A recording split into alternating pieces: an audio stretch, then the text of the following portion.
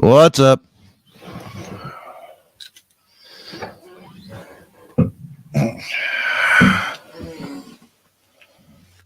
Stand by.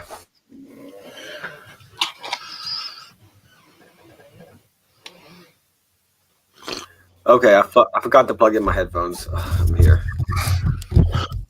You just came over. Oh God, hold on. What's going on here? I got a volume issue with my head. Oh, it reverted. It. Damn. Hold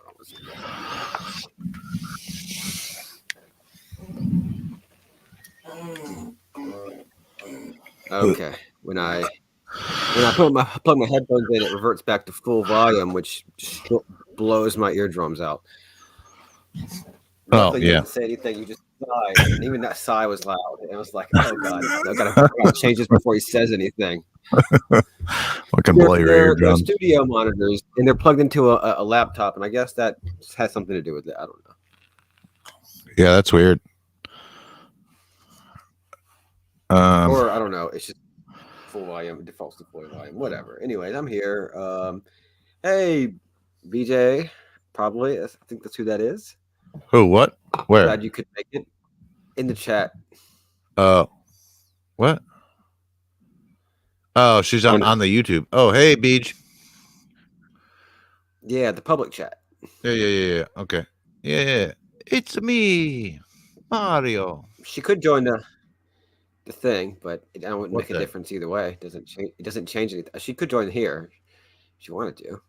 Oh, wait, no, we didn't give this out, did we? Hello. Oh, I guess they could. People could submit their questions via YouTube. Yeah. You can. She's literally could put a sweet. When I'm not used to having commenters, and I'm not used to having too many commenters in there. Like I am. Like we get them. We've gotten it before, but very rarely. So cool. Yeah, I often forget to check it. So. No, I mean it shows up right here, but like, we never really get anybody. Well, I think I'm usually on private chat because you can switch. Yeah, and I never check the private. It's funny, I never check the private chat, and then I miss like people are talking about if there's any side chat in the private chat. Yeah. What's up, Brian? Actually, like last time, how's it going, people boys? were private chatting, and I totally was not seeing most of the private chat. Can you hear Brian? Can you hear me? I can, yeah. Okay, cool. If you can't, Sec, you need to I would recommend. Can you hear? No, Brian? I can.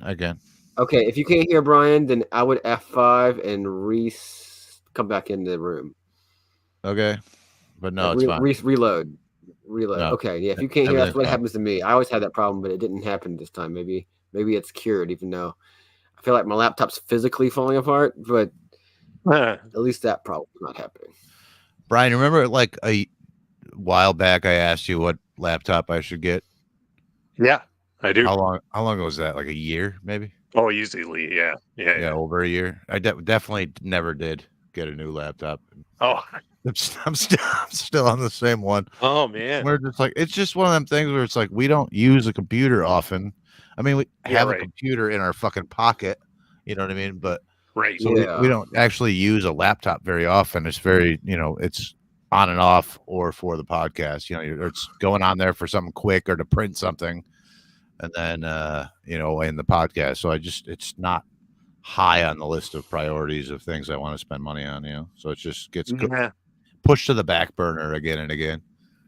I mean, it's definitely a buyer's market right now for them, because everybody's wanting like the next new ironically these AI powered PCs with NPUs in them, and so anything that doesn't have an NPU is basically on sale right now, but they're perfectly fine computers. There's not. Okay, what's an NPU? NPU is a neural processing unit. So think of it like you've probably heard the term CPU, which is a central processing unit that powers your entire computer. So there's CPUs, then eventually there were GPUs, which are your gaming, your graphics cards. And now they've invented what are called NPUs, which have actually been around on smartphones for a long time. But NPUs are more like, think of them as highly efficient GPUs that can do like really large parallel processing. And so they're designed specifically to handle quote unquote AI processes and keep your battery life high. So anyway, they're right now they're basically useless, but everybody's crazy about them for nonsense reasons that we'll probably end up talking about anyway. So there you go. Yeah, I don't want one of those at all. No. Hold on, let me see where Jeremiah is. Okay, I did tell him. Yeah, 4 p.m. Eastern. Yeah. Good. I've definitely fucked up on time zones before, but I did not do that this time, so that's good. Good. I forget time zones exist because time's not real, and yeah, exactly. Yeah, and then that has been a problem a few times. Yeah, the best thing to do is just always just say Eastern and then let everybody else figure it out. Like saying I've learned a long time ago, never say Eastern Daylight, never say Eastern Standard, just say Eastern. Yeah, yeah, I did that today. Yeah.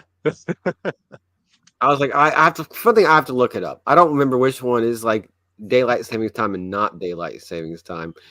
You know what I mean? I don't know which one is daylight savings time when it's on and when it's not. I have to look that up. And then I did the first time I posted about this. Yeah. I literally went to Wikipedia and looked it up, like I have to do every time. And then it's like, no, just say Eastern. Yeah. Or just use.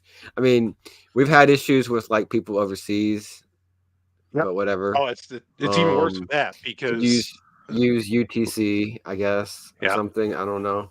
Oh, that fucked us up when we had a couple times, I think. Dr. Laufer on because he was in somewhere in Europe, and he forgot that like the United States has daylight saving time. So I told him a time, and he's like, "I thought we were doing it at an hour or whatever the thing." So yeah, time's not real. It's a fucking no. I know Mutual is in Australia. Yeah, well, right. For example, and sometimes like in Europe, in some countries, they do change the clock back like we do, but then they don't do it until 2 weeks after we do, and so it's just it's so fucking stupid. Time isn't real. I like that. Australia. No, it's not real. It's a flat circle. Melbourne. I think that, and I don't know how you'd ever do this, but just get everyone on the exact same time. But that might be I'm a huge proponent of that. Yeah, all you have to do is just change the question. You just say, when does the sun rise for you? And then you have an idea on everything, you just base it around that. I'm a major proponent of that. It would solve a lot of things, but also it might be I don't know, some means of creating homogenous humans, which I don't like. So I don't know. Yeah, that would be the downside. Yeah, but I think it sets us up to think of things in a more galactic way. Earth time. Where it would be Earth time, and then, and I think getting people in that kind of mindset of thinking bigger is really beneficial. So, Jeremiah will be on in a couple minutes, running a little behind. All right. I got him. I'm ready to go. I got some coffee here. I'm nice. I'm good to go. I have this homemade energy drink that my wife makes for me. It's like a bunch of different kinds of mushrooms. I think ginseng and water kefir and something else that I can't remember. I don't know. She's a wizard. It gives me superpowers. Is there any like caffeine?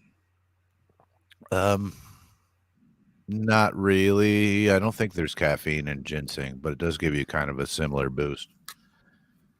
I'm trying to cut down on caffeine. Yeah. I drink way too much fucking coffee, and then I was drinking like energy drinks also. But I love energy drinks. I'm sorry. It's one of my vices. Yeah, I got hooked on them for a while too, and it's fucking not good for you at all. And then I switched to these other like Celsius things, which are like seltzer but caffeinated. Mm-hmm. They're supposed to be slightly better for you than like Monster. But then I quit those two recently. So, all right, let's roll. Hey, man, how's it going? Hey, apologies for the lateness. Some kerfuffle is afoot on Twitter. So, you're another shit fling episode or what? Unfortunately. Yeah. Fucking somebody couldn't handle the hedgehog and removed me from yet another group because I did the insane thing of being there. So, yeah. That's Anyway, why I don't like the internet much for that reason. Yeah, for sure. All right. Well, let's go. All right. So, let's just go right into it. Penguin, do the intro if you would, and then I will go through rules and format for ourselves and the audience, and then we'll go right into it. We kind of have this is so weird, but for only like for people 5:30 ish. Okay. So, but we're gonna try. We'll see what happens. All right. Well, it's going to be odd for the people that are watching live, but we're going to obviously cut this out. Or do you want to just add it in post? No, that's fine. No, please don't complicate this for me. I want to make this as easy as possible for me to edit. Yeah. All right, rock and roll. All right, welcome back to the Agora podcast. Today we have something new, really cool, kind of novel for us. We have debate. Sec, we're back, and I guess you're moderating today's debate. So just why don't you go in and tell us about it? Yeah, I've never moderated a debate before, so this will be a first time for me. So I will do my best.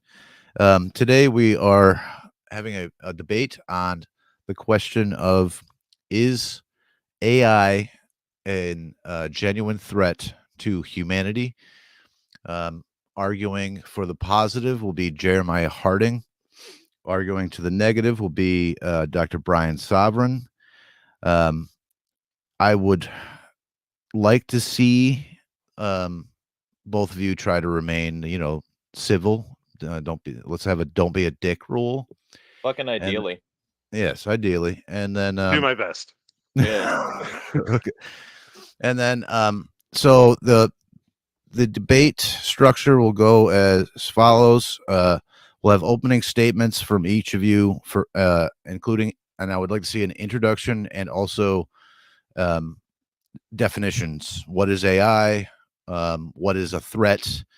At some point in this debate, I would like to know, like, if there is a threat, when are we talking about? 5 billion years from now, next year, 10, 50, the next generation, that sort of thing, if we can get that far. After that, if there is no semantic disagreements, we'll go into oral arguments, which will be 10 minutes each. Then they'll be allowed for a rebuttal, 5 minutes each, and then you can we're going to open up the debate a little bit, and you guys can poke holes in each other's arguments and ask each other questions or whatever you would like to do. And then closing arguments at 5 minutes. If there is some sort of semantic debate, obviously we're going to have to put a little more a semantic disagreement.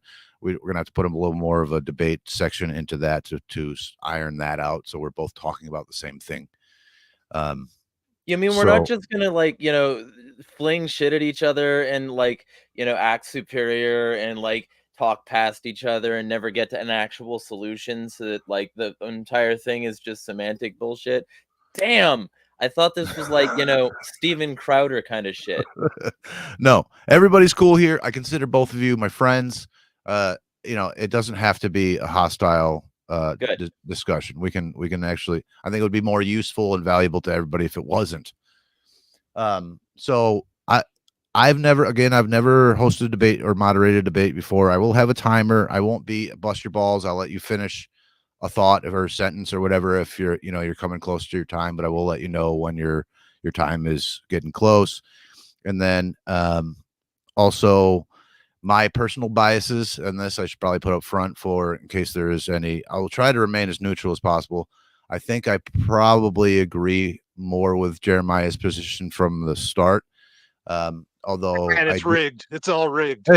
Yeah. But at the same time, I do recognize that these sorts of scares do run through. I've been in a conspiracy circle since before the first fucking World Trade Center bombing. So I've seen these waves come through conspiracy, and I don't mean that pejoratively. I see these things go through, threats and scares like this come through conspiracy circles, or each generation thinks the world's going to end. So I recognize that as a sort of a flaw in my potential flaw in my thoughts about AI anyway. So I think I can remain fairly neutral on this topic. But in regards to that, any bias, that is my fault. I will try to keep it out of this discussion. Yeah, I'm not moderating the debate, but in regards to that, I mean, I think you're right. Obviously, I would tend to agree with the last thing you said about the conspiracy circles and everything, but actually, this could be something totally different. And not only that, on the other hand, like people have been including something along these lines. I mean, AI can mean a lot of things, but people have been including something along these lines into fiction for like decades, and I mean, many decades at this point. So it's like definitely something I think that is not just the latest kind of fad of like society's going to collapse or get, conspiracy theories. I guess just to balance out what you said, though, I mean, I think that I by default seem to fall more into, because I'm not terribly like engaged in this debate, or I absorb so much of it anyway that I think I have been thinking about it more, obviously, since we announced this, but I kind of fall into more Dr.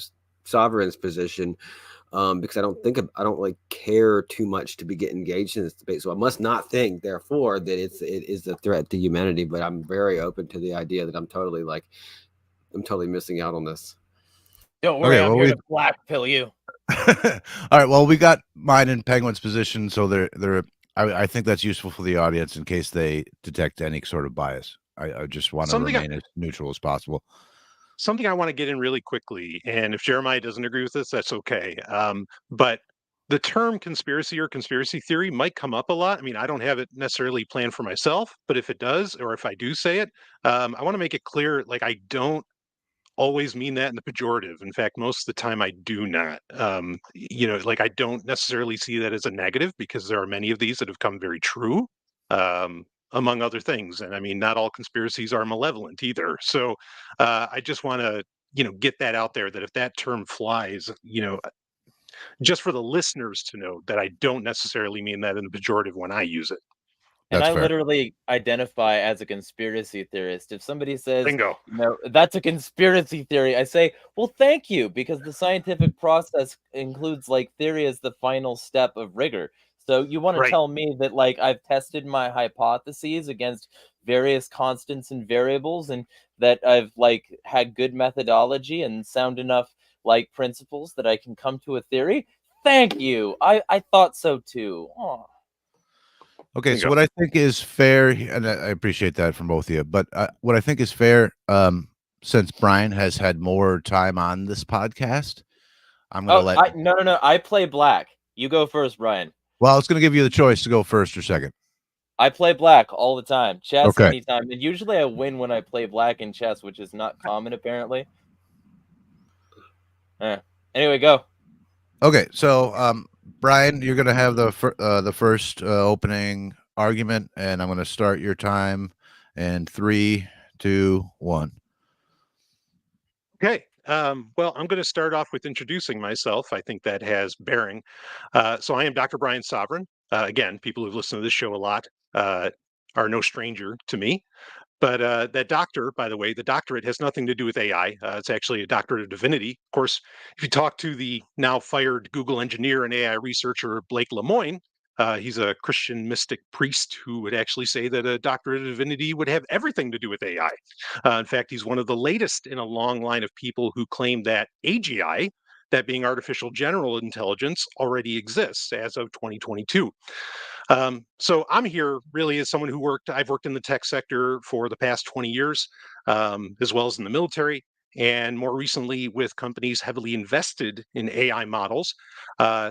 So to say that with my experience and really the hard reality of the past 75 years, I'm going to be coming from the position that AI either A, doesn't exist, or B, likely never will. It's a topic I've covered countless times on my own tech podcast, that being Sovereign Tech, over its run since I started in 2012. In that capacity, I am officially a tech journalist as well. And point being that even in that capacity, the subject is far from new to me. So I both work in it very much, as well as have been reporting on it for a very long time at this stage. Of course, I mean, I don't know if we know what this podcast is about. Me saying that I am an anarchist probably would go without saying, but I'll put that out there as well. And I'm certainly not interested in empowering authoritarianism in any form, just to make that clear. So clarity is really where I want to start here. And clarity in terms, because one of the biggest problems with the subject of AI, not AI itself, one of the biggest problems with AI is I feel that most people don't really know what AI is. They don't know what it means. Now, I'm not going to get into a gigantic diatribe here, not going to be reading off of Wikipedia or anything along those lines. But it's important to recognize that when we talk about AI, that's actually a lot of different technologies. And it would actually take this entire podcast to go over all of them, what comprises them. Okay. So I want to start off with that because then we have a common ground of understanding what we're talking about when we're talking about artificial intelligence or when we're talking about potential concerns or perhaps real concerns that exist right now around things that are labeled as AI. And I want to be very clear on that as well. Labeled as AI, because that term, again, just gets tossed around. Journalists, tech journalists, and speaking as one, and somebody who also works in the PR industry, okay, tech journalists are the worst about this. Because what are they trying to get? What is really, and it's not just tech journalists, what's any journalist trying to get? They're trying to get clicks. They're trying to get social media reacts. They're trying to get all these other things. And fear mongering is a great way to do that. Okay. Now, it's not only the journalists as well who like to play fast and loose with definitions around AI. The companies, for example, OpenAI, which is probably the biggest in the limelight right now due to ChatGPT, among other things, as well as DALL-E and other technologies. Okay. They like to, including their very now famous or perhaps infamous, depending upon your perspective, their CEO Sam Altman, or he's their CEO again. That's a whole other story that we don't have to get into, the drama around the C-suite in with OpenAI. But he likes to play fast and loose with what he means by AI. And now, why does he do that? Well, if the journalist is playing fast and loose with fear mongering and these terms, and again, fast and loose with the definitions, what are they actually talking about when they say AI? Why would he? They're doing it for clicks. Why is he doing it? Well, to some degree, it can be very much the same thing. While he can be out there, and Elon Musk and whoever else, take your pick of the CEO who's in any way interested in AI. And let's be clear, AI is the subject du jour in Silicon Valley, okay, and in tech cities around the world. They're doing it to get investors. Okay, so very quickly, with 30 seconds, I want to just talk about what some of the different types are. So at the highest level, we have three. We have narrow AI, which is what most people encounter. These are like the chat GPTs and so on, and algorithms and other things that you encounter in varying technology that you use. Then there's AGI, or general AI, artificial general intelligence. This is getting closer to your Skynet. And then there's super intelligent AI, which would be something that is actually smarter than humanist, where Skynet might be smart as human. Super intelligent AI would be that much more. And I'll concede for now and get into more definitions later. So, I'm an asshole who talks about shit online. I've spent a significant amount of time researching things, and I've looked into quite a bit of like the tech world, because one of the things that I'm an asshole about is the slow encroachment of a technocratic dystopia. Um, and I've watched this build itself in other countries. If the question is, one of the questions is, how long does it take for this to become a threat? I would argue that it's already a threat, and that the threat is absolutely fucking massive. Um, and I would also argue that the term, because, like, I think that all of this qualifies as intelligence, like, and in this term, artificial intelligence, because it's created by humans, and not by, some natural process. The general vibe that I want to give off is that of, like, sort of acknowledging the roots of the word. Um, I'm not reading off Wikipedia, but I will be reading some reference source material from the Online Etymology Dictionary. Knowledge from the late 14th century as capacity for knowing, understanding, and familiarity. Also, fact or condition of knowing, awareness of a fact. Also, news, notice, information, learning, organized body of facts or teachings. And I'm bringing that up because I'm also going to bring up learning. Study, action of acquiring knowledge. Verbal noun from lernen, meaning knowledge acquired by systematic study. Extensive literary and scientific culture is from mid 14th century. Learning curve, attested by 1907. Further, intelligence, the highest faculty of the mind, capacity for comprehending general truths. Faculty of this is from 1400. Faculty of understanding, comprehension, from Old French intelligence, and directly from Latin intelligentsia, understanding, knowledge, power of discerning, art, skill, or taste. From intelligentum, nominative intelligence, discerning, appreciative, present participle of intelligere, to understand, comprehend, and come to know. Now, the reason that I bring these things up is because before they even had computers to begin with, before they had algorithms, before they had AI in video games, before they had AI in a variety of forms, what they had was an understanding that basically intelligence is the ability to perceive and collect knowledge of a specific thing and then apply that knowledge in a specific way. I would contend that even though it is not AGI, something like scraping a bunch of publicly available information and then like having a programmed in code to understand how to use that public scrape information, that is intelligence. It's rudimentary intelligence, but it's exactly the kind of intelligence that you would expect from an infant and then a toddler and then a small child. The kinds of things that you could get out of rudimentary beings. Additionally, you can get a similar amount of rudimentary intelligence from a variety of other biological life. Any biologist could confirm this, and there's probably at least one in the chat because I think Rose is watching. Feel free to let me know if I'm full of shit if you are in chat, Rose.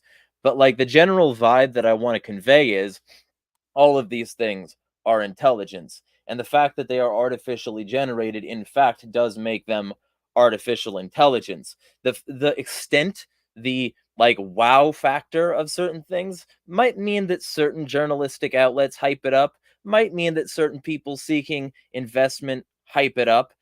But the fact of it being intelligence and artificial should be something that we understand at a base level, because the only real requirement for intelligence, for like as long as time remembers, is that you're able to gather and 30 seconds. ascertain information. And they're building these structures so that that gathered and ascertained information can be used for their active control purposes. And since I am an anarchist conspiracy theorist, I am against all of that shit.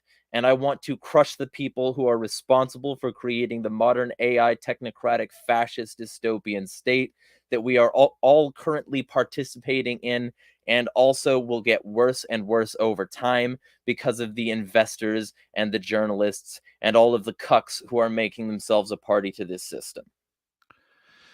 Okay. Let's stop right here. I'm not entirely positive that I understand both of your definitions of AI, nor what you think of as a threat.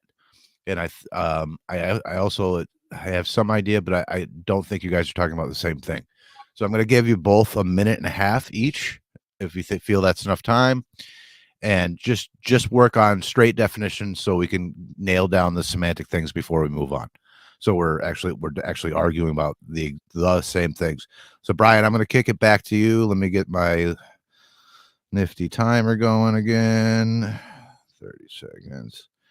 And just try to define the two terms at least in the question at hand of threat and what is AI. All right. I'm going to 3, 2, 1. Artificial intelligence, I think itself is actually, that's a problematic term. I hear Jeremiah's definitions on what is intelligence. I feel that it's a little bit broad in application, but I understand that. I don't know that I would exactly disagree with what he's saying, but then having a umbrella term like artificial intelligence is part of the problem, because what technology are we exactly talking about? Are we talking about LLMs? Are we talking about large language models? Are we talking about computer vision, where it's something that's designed to, that's based upon visual input instead of text input? So part of my argument is that when we're talking about AI, it's created a larger boogeyman that really doesn't exist, because when you break down the different types of what get called artificial intelligence, you find out they're not really connected at all. So I would have to go through and just lay out some of these differing terms, differing concepts. Um, and if I were to put it very quickly as to what I am not arguing for, but maybe more against, is the idea that ChatGPT 20, granted we're only on version 4, 4.5, but ChatGPT 20 is somehow going to become Skynet. And my argument is that is practically impossible to happen. It can't, because that's not even what it is. You're telling a toaster to wash a plate, and it's just not in the programming. It's not how it works. And that's a major thrust of my argument. So when I say artificial intelligence, yes, it's when most people say artificial intelligence, it's encapsulating a lot of different types of technology, like natural language processing, deep learning, machine learning, robotics. There's a lot of these things. But the problem is that these get conflated into one thing. And so we read a bunch of stories or hear about a bunch of technologies getting developed, yet those technologies are not even remotely related to each other. And it's not a Manhattan Project situation either. They're just not related to each other. All right, they're not being developed by. Yeah. Okay. Good enough. Jeremiah, give me 1 second. 1 second. 1 second. 1 second. And you got 1 minute and 45, because that's what he did. So, like, from now? Go now. All right. So basically, the general gist is all of that is AI. And instead of saying that some of it like isn't and some of it is, I'm just saying it all is. And then I put it on a sort of sliding scale. And certain things, certain elements of AI, certain ways it's being applied are less of a threat, and certain ways that it's being applied, and some of them are even fucking awesome. And I'm going to say that just for, complete good faith thing here. I'm not saying that there's no way that it can be applied that isn't beneficial. And I'll detail some of that shit a little bit later. But what I'll say is they're all the same. And I put them in terms of like being AI at that base level. And then like I put them on a sliding scale about like danger to liberty. And there's a shit ton of it that is dangerous to liberty. There's a shit ton of it that is dangerous to humanity. And having that sliding scale means that I can like differentiate in my mind the threat level of certain AI versus other. Sort of like I can like differentiate the threat level of like certain non-artificial intelligence. For instance, the normal intelligence, like we've got normal intelligence on a human level, and the food bank worker or soup kitchen worker is liable to be less of a threat to me than the Nazi or the CCP officer. And those are two different types of applications of a similar intelligence. When I'm talking about intelligence, I'm talking about it as a neutral thing. And I'm talking about artificial intelligence as a neutral thing as well, that can be then placed on a sliding scale based on its threat level. But I'm not conflating anything. I'm just saying what it is, and then saying that it in general, because of the way it's been applied, is definitely a threat. And by a threat, I mean a way to like reduce the liberty or like the attack the humanity or the life of living beings. You know, what we're talking about is a threat to humanity here, and I firmly believe that it is, as a general concept.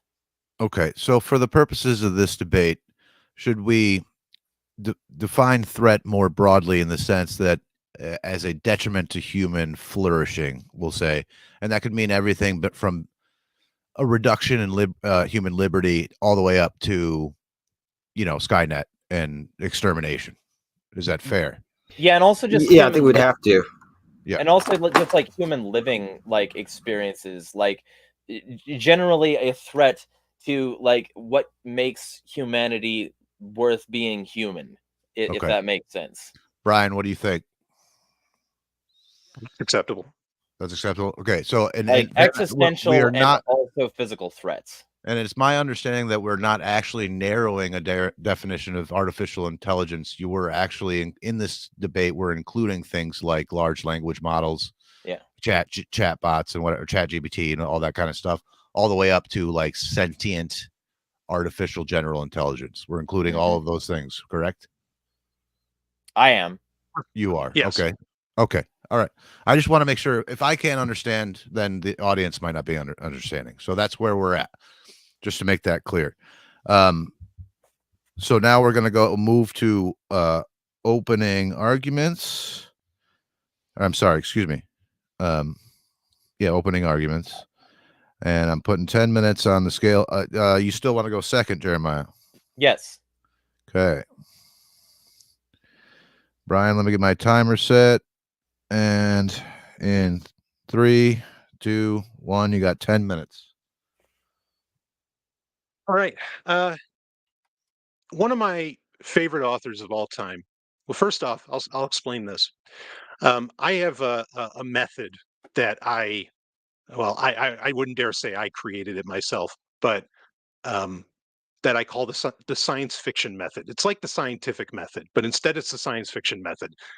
The reason I think science fiction is so important, and this is absolutely relevant to what we're talking about here, I don't think anyone would argue that, because for most people, their concepts of artificial intelligence come from science fiction abstracts, whatever those happen to be. If they happen to be from my unfortunately dearly departed friend Harlan Ellison, you know, and his concept of the Terminator, or whatever it ends up having, you know, wherever it comes from, the Terminator is probably the most famous. But long before even Harlan was writing about it, and then James Cameron would make a movie about it, you had people warning about this. These kinds of ideas, these kinds of worries and concerns are far from new. And one of my favorite science fiction authors is Frank Herbert. Now, he's somebody who you could spend all day with the science fiction method. And I didn't explain what that was. The science fiction method, basically, science fiction is important to us because of the rapid change that we go through as a civilization, as much as I wish we weren't a civilization. The rapid change that we go through is very difficult for the human mind to constantly comprehend. You know, I mean, it can be as simple as things from one day eggs are bad, the other day eggs are good, all this stuff. I mean, information due to scientific or due to research and everything else going on, the speed at which everybody moves now, you know, things change so quickly. The human mind was not made to operate in that way and to handle information at that speed. So the science fiction method is important because it allows the human mind, science fiction effectively is what allows the human mind to war game the potential, the danger potential of any development or new technology that we encounter and that we develop ourselves. Okay. And this is what I call the science fiction method. And so, meaning that we use science fiction, we use fiction to figure out where could all of this go wrong before we go too far with it, perhaps. It doesn't mean we're always going to stop it. It doesn't mean we're always right. I don't think James Cameron is right. Okay. But it's helpful.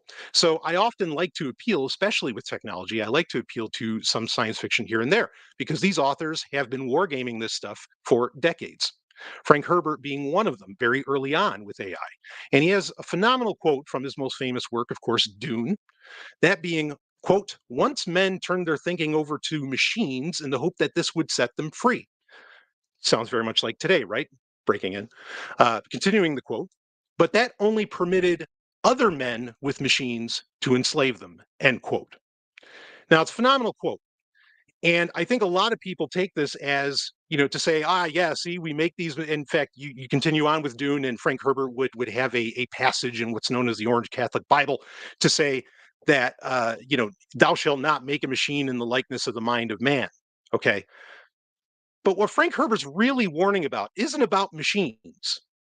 Most people don't get the quote. The quote says, but that only permitted other men with machines to enslave them.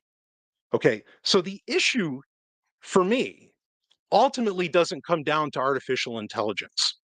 The issue ultimately comes down to the people behind it. Okay, I could get into a litany as a complete science fiction dork. I could get into a litany of stories where a lot of this has been explored. But the odd thing is that, minus perhaps Skynet, which may be why it's the most popular form of this, where it always ends up being a person, even though you think that, I mean, like I think of Ira Levin's "This Perfect Day," another very famous story from the 70s, about artificial intelligence, where you have Unicomp and it's controlling everything, and humans, can only have like sex for 10 minutes every week and whatever. Well, you find out eventually, actually, there's just this person behind Unicomp that's controlling it, and Unicomp doesn't really work. Interestingly, in that story, they continue to go on to explain that, well, AI can never work because of the resources that are required. And that ultimately is a big part of my argument against the concerns, the threat that AI is supposed to be. Okay, my argument would in many ways be that most people don't understand. And I'm not knocking anybody for this, because I don't want to pay attention to this stuff any more than anyone else does. Not really. I'd be just as happy that half of the technology that I even talk about existed. Okay. Like, if it didn't exist, I'd be, there'd be a parade in my house. Okay. But the resources to do half of what people think that AI is going to do, even something as, and granted, some people don't think this is benign, but some people, I would argue something as benign as, say, the usage of Chat GPT, okay, or Microsoft Copilot or Google Gemini, or, take your list or take your pick of which one. What it takes to run even something as simple in AI, which LLMs are on the lower rung. They're really not even close to AGI here. Okay, and I can get debated on that if people want to, but I assure you that they're not even close. And again, it's a situation of you're asking a toaster to wash plates. Like, it can't do it. Okay, but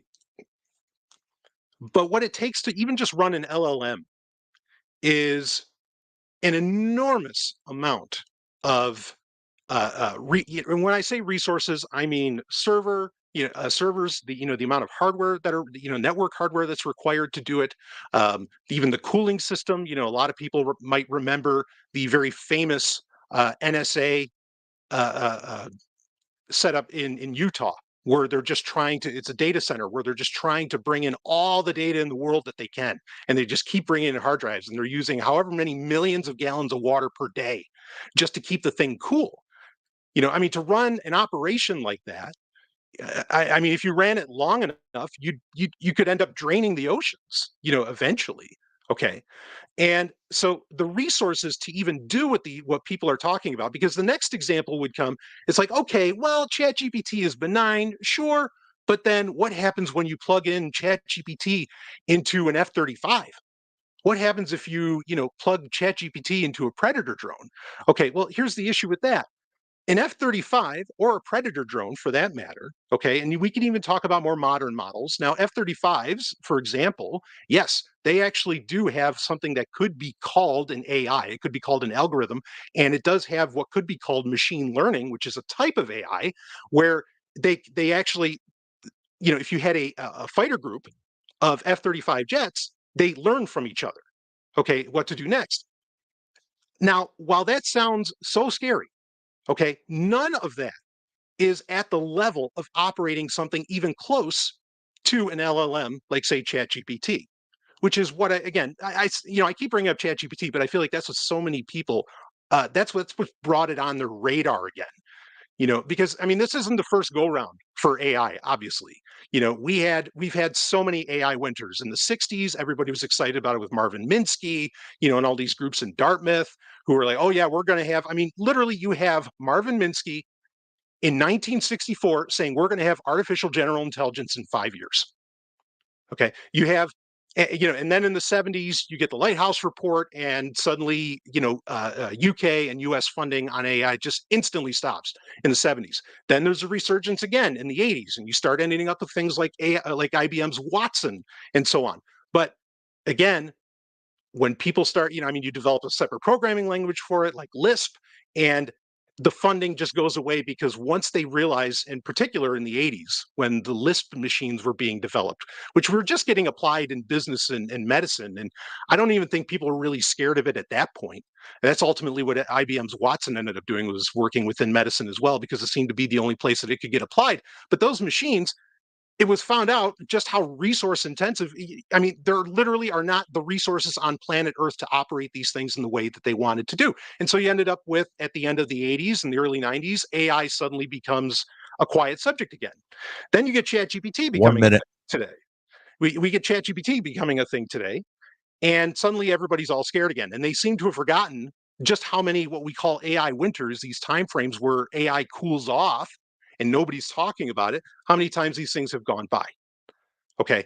And in that forgetting, all the old scares come back. But the reality that this has happened multiple times, and you could say that it's growing pains, but you can only claim something, like you could say the previous AI winters were products of growing pains, but you can only call something growing pains if you've seen a success.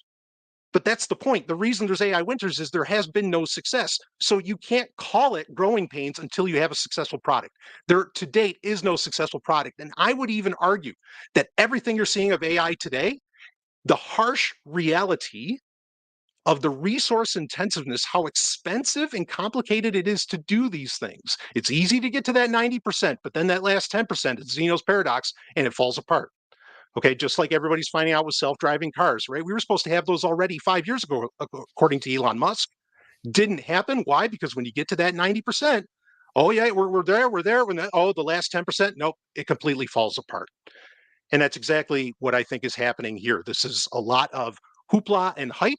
And it's hype, really. I mean, if I were to lay out an ultimate theory, it's hype to save the tech sector, which was a bubble, an economic bubble that should have popped in 2013, and it didn't. It was saved then by blockchain technology, and it was about to pop again, and it was already happening. How many tens of thousands, if not hundreds of thousands, of people were laid off in the tech sector in 2023? Okay, we can look up those numbers. They're high. That's because the bubble started popping, and then AI hits. Oh, yep, let's make a big deal about AI again, because that's going to stop. That's going to stave off the bubble like blockchain did 10 years ago. And that's a big part of what's going on. All right, that's time. Jeremiah, you ready to go? Yeah. All right, 3, 2, 1. So, you want to talk sci-fi? Sure, let's do that for a moment, because I am a sci-fi fucking nerd. You can probably tell just from like looking at me, but the general vibe is that I have watched a lot of sci-fi. I have watched a lot of horror. And to me, in my mind, that's what I'm seeing here, is a combination, an intersection of a ton of different horror and different sci-fi. I'll start with a little bit of fear-mongering of my own. Everybody thought that optical discs were going through their winter, right?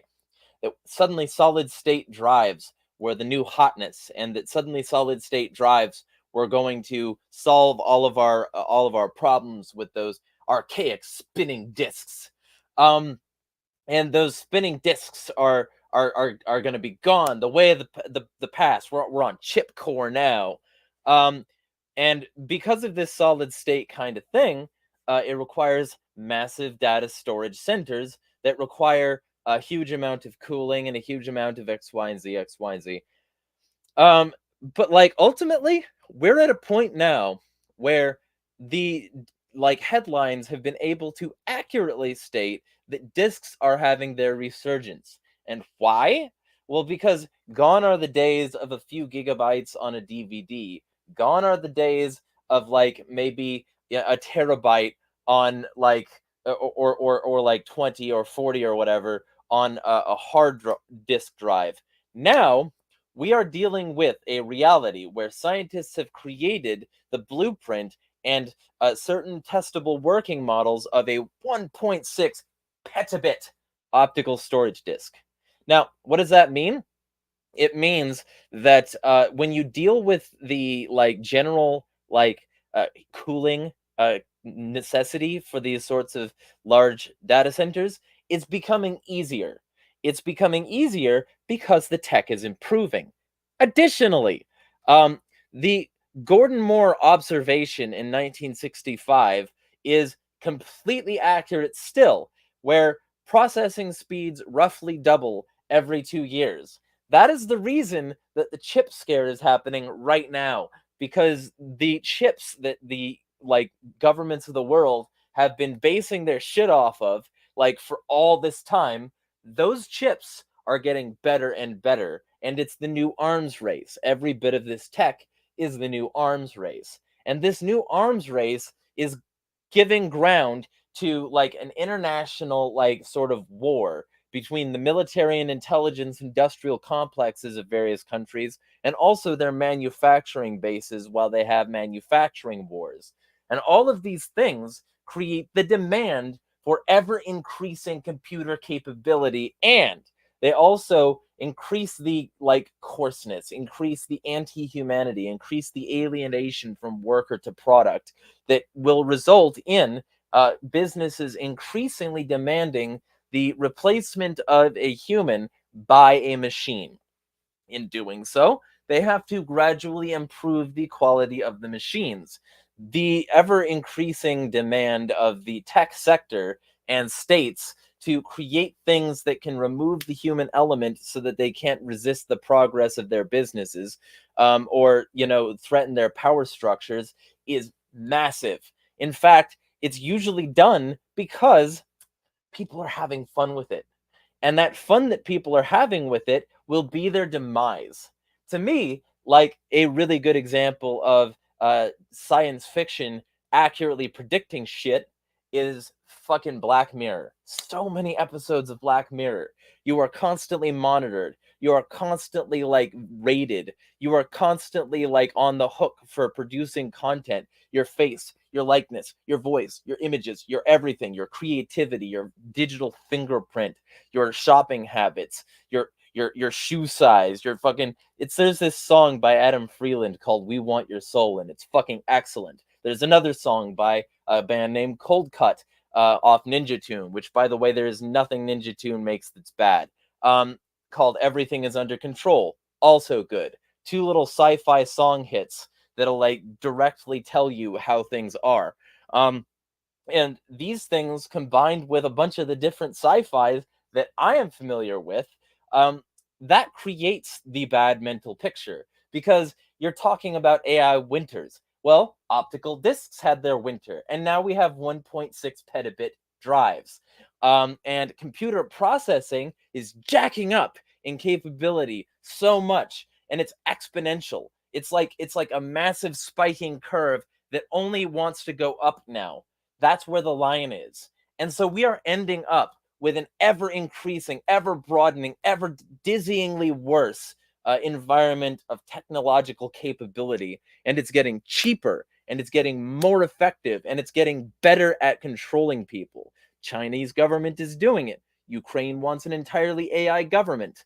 And America is bringing that kind of shit here. The CBDC, that is the backbone of a whole lot of Atlantic Council projects and like a whole lot of things affiliated with the WEF and various other like international organizations such as the Bilderberg Group. They have been absolutely fist pumping money into the asshole of everybody on the planet so that they can get their AI pushed through. And the reason that they've been doing that is because it is already an effective means of control. It's not necessarily Skynet yet, but it will be at some point in like the worst possible way. Not just Skynet, but Minority Report, where they can predict your crimes and sometimes get things wrong. Now, it might not have some chick swimming in fluid, but it will definitely have, some sort of like bridge to that situation in terms of technology. Or it'll be Running Man, where in the book, the movie makes me homicidal and I could go on for hours. But in the book, which everybody should read, the main character is literally framed for crimes. And the crimes that he's framed for were very effective because they had enough of his likeness, enough these tapes that he recorded of himself, that when they wanted to, they could just make it seem like he said something he didn't, like he did something he didn't. And that's where we're getting. Because every time these things are programmed, they get better. Every time these things are programmed, even if it's just in the form of a reCAPTCHA, which is an AI programming model, they get better at reading text. They get better at identifying images. They get better at seeing your face in a facial recognition camera. Ukraine, one of the reasons that the US is helping them so much is because they are a chip and like sort of tech capital of the world. They account for half of the world's neon supply for reading discs. Not for reading discs, for creating semiconductors. And when we end up in the mentality where it's a global arms race, and it doesn't matter how many people die if we still get to have our chips and don't have to work with them evil Chinese communists, which is a hilariously laughable thing since they, practice state capitalism. When we have this global arms race of these chips will get better, and these chips will foster an environment. And Jacob, I see you in chat. I'm specifically saying the book. No, fuck the movie. But like generally, when I'm talking about these things, what I'm talking about is that upward spike. It might not seem very awesome now while it's fucking up basic features like fingers and mouths. But if it someday gets to that point, which it will, it can generate video already. OpenAI Sora is terrifying. And that combined with the absolute global cavalcade of its use everywhere, shot spotters are AI eavesdropping devices, facial recognition cameras fucking everywhere, facial recognitions at the checkout in your fucking store, facial recognitions to unlock your phone, facial recognition to unlock your PC, facial recognition to unlock your car, facial or vocal or whatever recognition to all of these things, facial, vocal, biometric life. That's where we're heading already in now.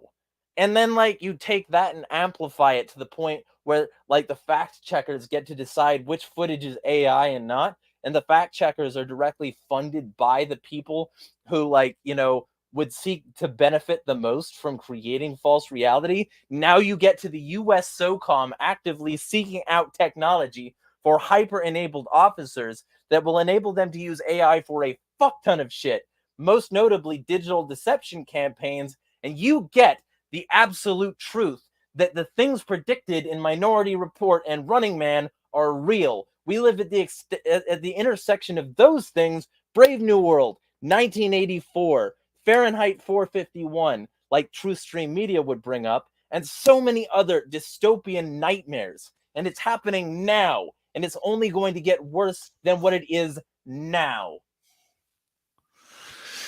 Yeah, I gotta say, I'm with Jacob. I love the Running Man, so that was a significant point loss for Jeremiah Harding right there. So the next section is rebuttal, where you're both going to rebut each other's opening arguments. I think I was going to do 5 minutes. I think I'm going to do 10. Does anyone have a problem with that? I want to be here for 8 hours, and okay, as long as it takes. But I think 10 minutes for a rebuttal. I think 5 minutes might be too short for a rebuttal. What do you guys think? I mean, it's medium, Okay, I have to make at least one dick joke. Go ahead. All right. So Brian, you are up. You got 10 minutes to rebut Jeremiah's opening argument. And 3, 2, 1.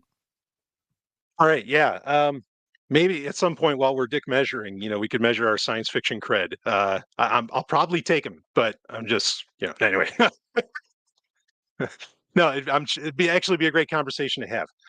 Anyway, so to rebut some of the things that were brought up by Jeremiah, um, certainly there are things that I do agree either already exist or are well on the way in active development. For example, Microsoft has been actually for the past 10 years has been working on predictive crime models for police. We also know that Ford, very famously, the CEO of Ford said, oh boy, this is probably 7 years ago now. He came out and said, we know every single crime that happens just based upon the data that they collect from Ford vehicles.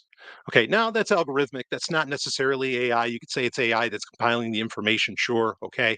Once again, it comes down to what does the person do with it? Because as I had said on my show at the time, if the CEO of Ford knows when every crime is about to happen, where it happened and everything, I mean, why aren't you doing anything?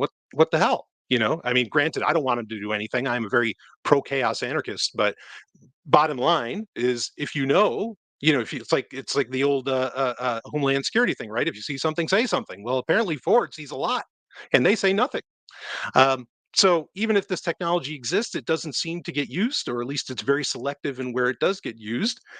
And one of the main points I want to get into, we've already had two people defend Arnold's Running Man, which I would as well. So I won't go there. But ultimately, this technology, here's where two things have changed here. First off, I'm going to respectfully disagree on Moore's Law, because Moore's Law has shifted many, many times ever since he had first laid it out, as in the time frame it takes for that doubling to occur. And let's be clear here, we're just talking about like an increasing of transistors within, these chipsets. Okay. And that doesn't always create a dramatic change in and of itself, right? Like right now, the golden shot is to get to 5 nanometer. But even if we get to 5 nanometer, you ask most hardware developers and they're going to tell you, it's not that big of a deal from 7 nanometer. It's not going to change that much. Also, I will say quickly, I'm a huge fan of physical discs. I have a massive collection of Blu-rays, and I've been arguing for that for many years that it never died. And actually, we've known for a long time that it never really died because, and this speaks to my point earlier, that the the problem of resource intensiveness, not even with artificial intelligence and all the technologies there too, LLMs, machine learning, whatever.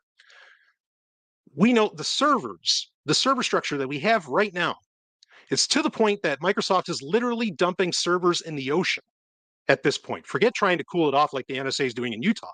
They're dropping them in the ocean to try and cool this stuff off. Now, I could spend all day talking about the environmental concerns around that because you're literally heating up the water and you're cooking fish, at the coast, which, hey, I mean, maybe there's people who want to eat. I don't know, I'm a vegetarian, but okay, fine. Right. So, but it's that dramatic. It's that much of a concern. Not only that, as an example I've brought up many times, is Facebook. How does Facebook handle just the deluge of information that they've been collecting ever since, say, 2010, 2009, when they started? They store it on Blu-rays. Like all that stuff that you think is deleted, no, that all goes on Blu-rays. They are probably the largest purchaser of Blu-ray discs on the planet. Okay, so Blu-rays never died. Like the physical discs. I mean, you're totally right on it, Jeremiah. Those things never went away. Are they getting better? Sure. Now, granted, what are they putting on those discs? It's stuff for what we would call cold storage, right? So it's not exactly like hot as compared to hot storage where it's accessible quickly. It takes time, but regardless, okay. So I hear you on those points. But here's what's dramatically different today, and part of what, even if the terror scenarios that you're laying out, even if let's say they were true, it used to be, even just 20, 30 years ago, it used to be that the everyday person did not have access to the same level of technology as nation states did. Okay, like this was the time when or microphones that could like fit under your tongue or something like that. That's that espionage agents would use and whatever. Like the everyday person did not have access to these things.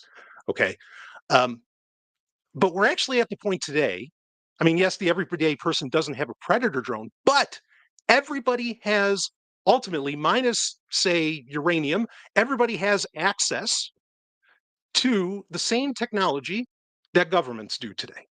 There is actually a level playing field in the sense that the same programming that goes into every AI model, every version of AI that you can think of. In fact, most of that is being done in the private sector and just being quote unquote borrowed by the NSA and by governments and nation states around the world. Okay. There is literally a level playing field today. I mean, it's the very reason that a lot of defense spending today doesn't go necessarily to buying more guns or whatever. It goes to paying out buck bounties or paying out to hackers to get access to 0 days that they find in iOS, Android, and whatever else. This is where so much money goes, not just for nation states. It's also, you know, well, we're under corporatism, but corporations are spending a lot of money on this as well. Millions, if not billions of dollars a year going out, you know, in just trying to find these problems so that they can be used. Why? Because everybody is ultimately using the same technology. Okay. And so my concern around AI, now granted, are people smarter today than they were, you know, 20, 30 years ago? No, I'm not going to argue for that. Okay. But the difference today is that if you wanted to know how to thwart things like AI, or if you wanted to, say, attack a nation state in your own little private cyber war, today, more so than any other time in history, if ever, you can actually do that. It's an incredible thing. I mean, you have to have the knowledge, you have to take the time, but the playing field has really been leveled. Okay, so even if the nightmare scenario is true, we also have the same tools to thwart it. Granted, yes, we don't have Predator drones. Like I said, we don't have access to the guns and, you know, a lot of the targeting equipment and all of this other stuff. Okay, those are very real. I get it that those are very real concerns, but those are very different than, you know, that is, we're not even remotely talking about artificial intelligence at that point. We are talking about, you know, militaries and nation states, and that is, in my opinion, a completely separate problem, really, to get into. Okay. So the other part of this all is I don't really see, I mean, you know, part of what I was preparing for with this debate was that there was going to be this argument that AGI was eventually going to become a thing. I mean, there's no evidence for that whatsoever. You know, that we're even getting close to that. It really just smells like a technology that is just, I mean, look, I'm the same person who also says the internet is actually is already a failed project. And you can see it. Why? Because you're starting to have to pay for everything. It's not free anymore. Okay. It never should have been in the first place because this is expensive to do. But the piper's getting paid in our interconnected world.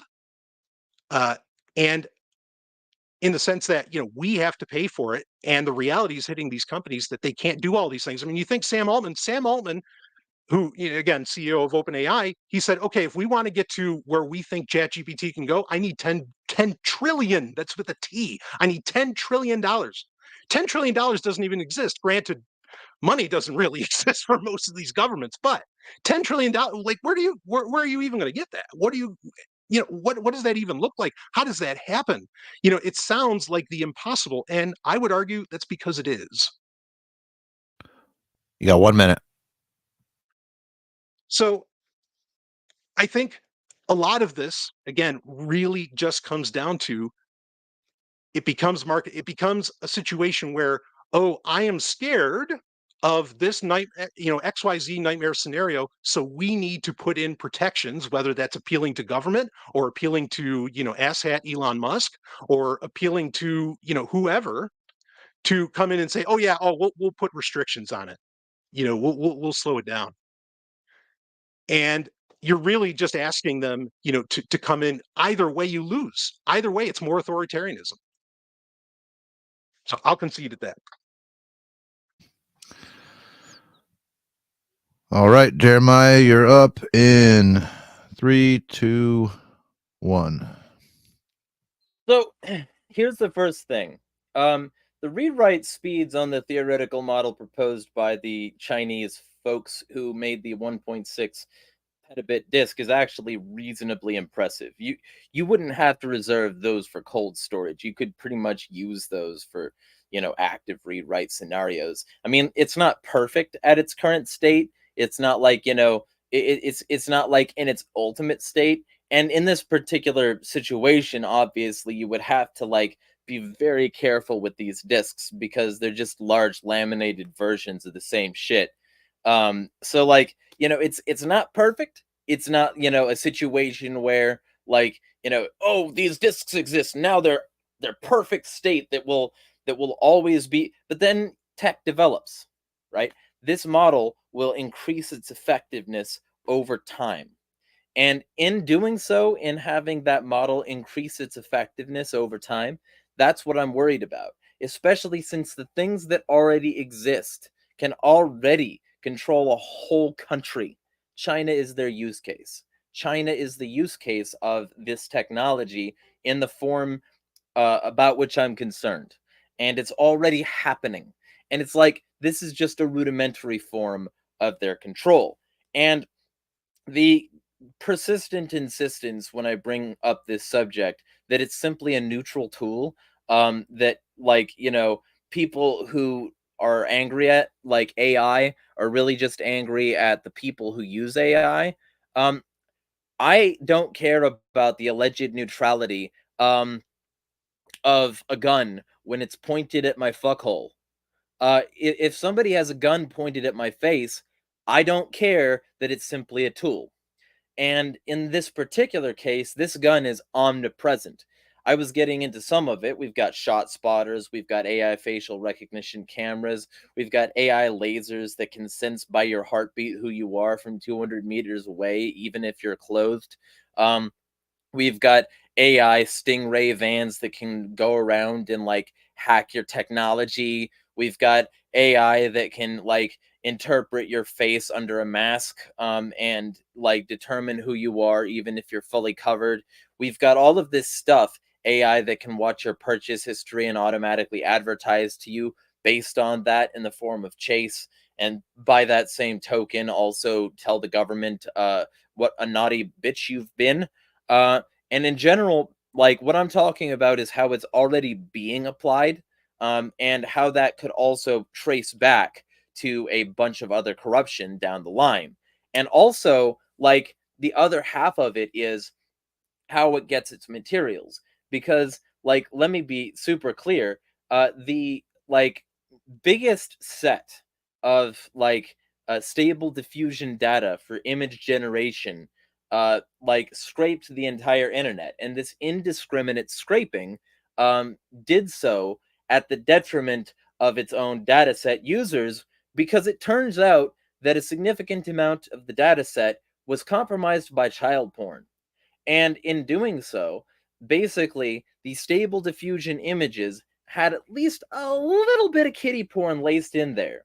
And the reason I'm bringing that up isn't to be a bad faith actor and say that, oh, people who use AI are pedophiles. I've had that leveled at me when I, fucking, bring this up. I'm not trying to insinuate that. What I am, however, saying is that the reason it did this is because it was lazy to begin with.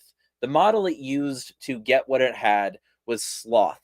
The model it used to get what it had was, we don't want to actually learn the skills to do the things we're doing, so we will get this machine to scrape all this data from the public internet, and we will use that scraped data in the form of hashes and a bunch of other shit in order to create the things that the AI has. That's why you still see the shadows of people's artist signatures on the real art, because AI images are not art.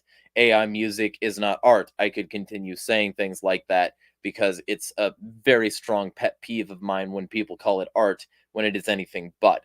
Art is an expression of talent and the soul, and AI is simply telling a computer to spit something out that is based on people who actually poured enough of their time, energy, and love into what they're doing, or hate, or whatever, that they actually came out with a product. AI stripped that because it's designed by people who don't have the skills in those fields so that they can take those fields like without having any effort of their own. And in doing so, in having this mentality, what AI basically is it's a stripping of the human at the base level. It is taking out that friction of I might have to talk to somebody else with a soul about the kinds of things that I want to be in the world. And it's taking that friction out. It's saying instead of like having to interface with other people and learn an instrument, I will get the AI to make music. Instead of interfacing with an artist who actually cared about their product, I will get an AI to use their art against them by pushing them out of the field. And it's not just that. I watched my mother have to program the tools of her own like replacement by her medical transcription job, basically phasing her out and like saying that she would have to program the speech recognition that would get her like job off the market. She had to help tell it where it was getting things wrong and be like get more minute and more minute. And she had to use her actual intelligence of knowing how diseases were and knowing like if the doctor messed up in his wording or something like that, to like tell the AI, no, but you were wrong about this, but the rest of it was okay. And then eventually the job wasn't paying her enough so that she could sustain a living and she had to quit. So I've watched this happen. I've watched the human element get replaced. And this human element is getting replaced in so many other places: restaurants, manufacturing, drones. It's actively being used by the military. And the Drone Racing League is a front for the U.S. Air Force, Lockheed Martin, Algorand, which is affiliated with the military industrial complex. It's one of those Fed cryptocurrencies.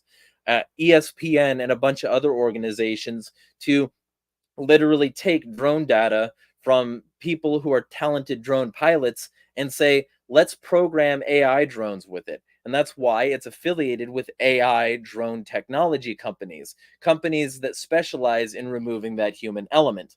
The moment you remove that human element is the moment when you get the drones that are capable of killing without a second thought. They don't have to think about double or triple tap. They don't have to think about the people on the ground. They're just executing commands as told. And if that ever goes wrong, like self-driving, we're looking at murders. I don't care that it's not going to be perfect. I don't care that it's not going to transcend that last 10% gap. That might be a thing that happens someday, and I'm not going to rule it out. But that doesn't matter to me for my present complaints about it, because ultimately, what I'm concerned about is what it's already doing. And what it's already doing is fucking terrifying, dizzyingly bad, and already bad in the fact that it's watching what we say. It's censoring what we say. You want to talk Facebook? I was censored for adult sexual content because I talked about Lysander Spooner, and the algorithm probably thought I was talking about spooning. I had to wait for a manual review to send Facebook messages because I sent Lysander Spooner books. But that's like ultimately a truth here. We are being monitored by AI. We are being censored by AI. Elon Musk, fuck Elon Musk, that technocratic pissant. He is using AI. He is one of the people who is responsible for the AI dystopia that's coming. Fuck Elon Musk. Fuck Peter Thiel and his Palantir. Fuck everybody involved in that which Edward Snowden leaked. We're talking about real shit here. And this is my problem. My problem is that we're talking about things that are already bad enough. And those things that are already bad enough only have the capacity to get worse with the same technology upon which they are based getting worse. And that's what I'm talking about. We already have all of these things, and I could continue listing surveillance methods, killing methods, like arrest methods, methods that control whole cities. If you want to talk sci-fi, I routinely compare what we already have and what is going to get worse as to CTOS from Watch Dogs.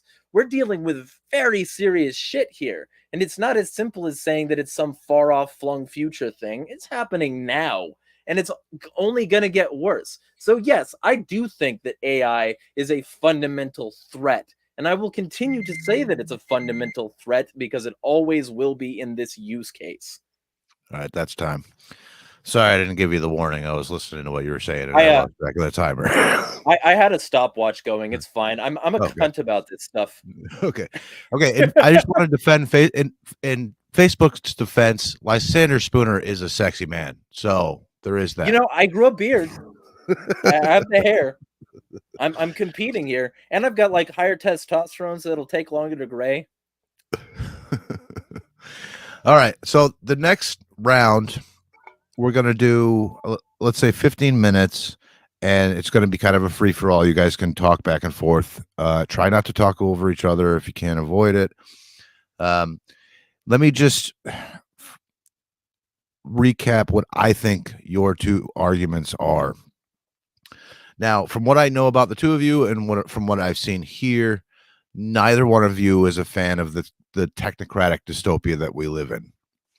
Nor are either of you a giant fan of sort of what you might call cold machine logic, or what the Ents said to the hobbits in Lord of the Rings. You know, his mind is more machine and metal now than anything else, when he used to care for living things. And I think both of you are on the same page there.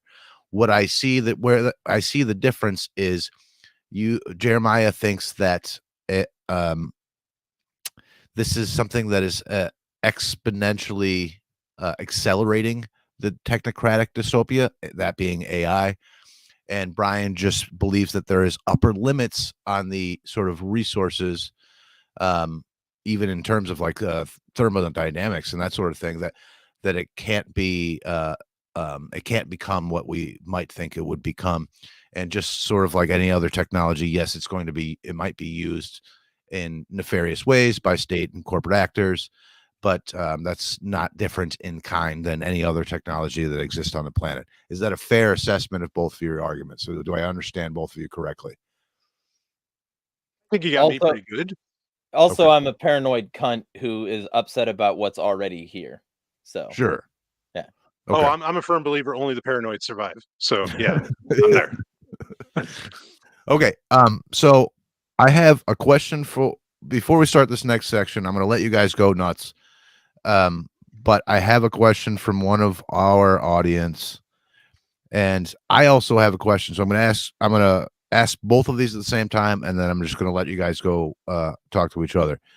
But this is from one of our fans. He calls himself The Question.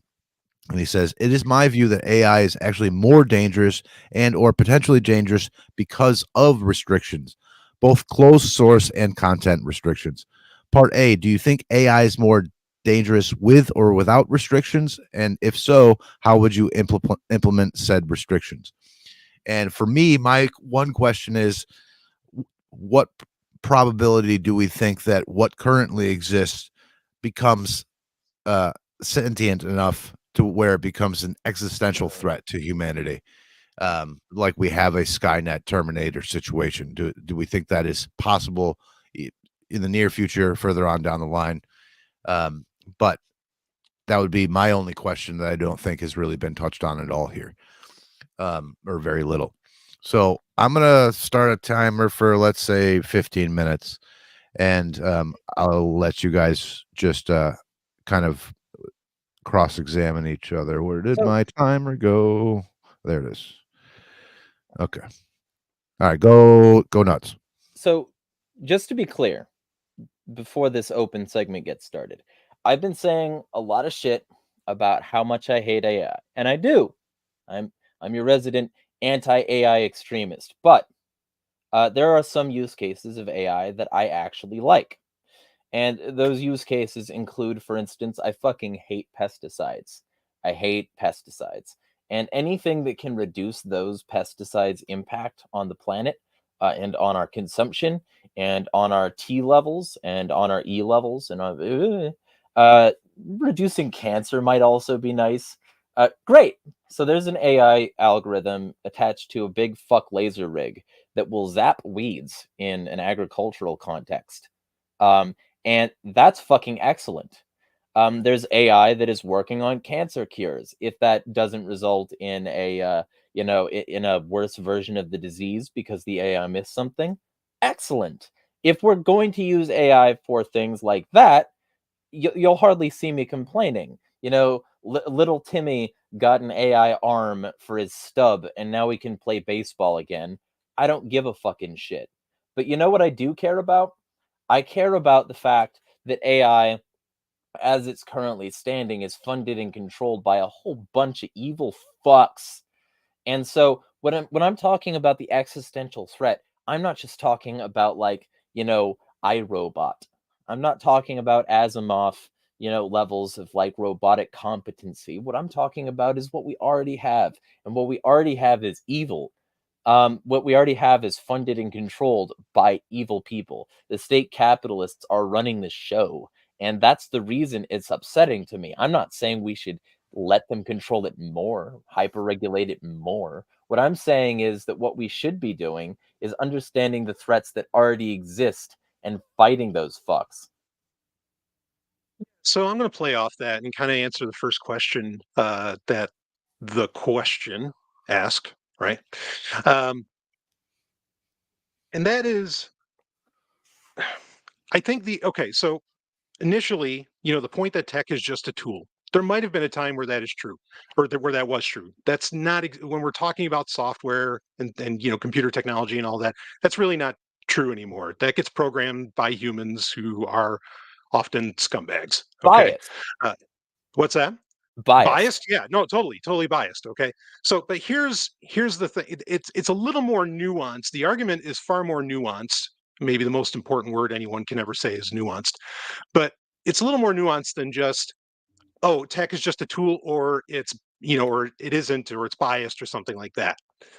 The real problem we're talking about here, I mean, to answer the question quickly, the first one that the question asked was, do I think that we should put in some kind of restrictions or programmatic restrictions of these varying AIs, say like LLMs? I mean, it depends on what AI we're talking about for sure. But in general, no, let it ride. Make it 10 times better than it is right now if you actually have the resources to somehow do that. Now, the reason I say that is because AI is not really the problem. The problem are what you ran into, Jeremiah, on Instagram. The problem are the consequences. The problem is that AI was used and it screwed up Lysander Spooner, who is sexy. I agree with everyone on that.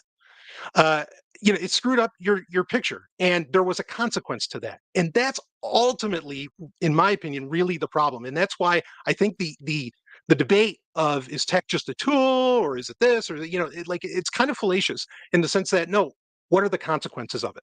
Well, and that's really what everybody's worried about. What do you got?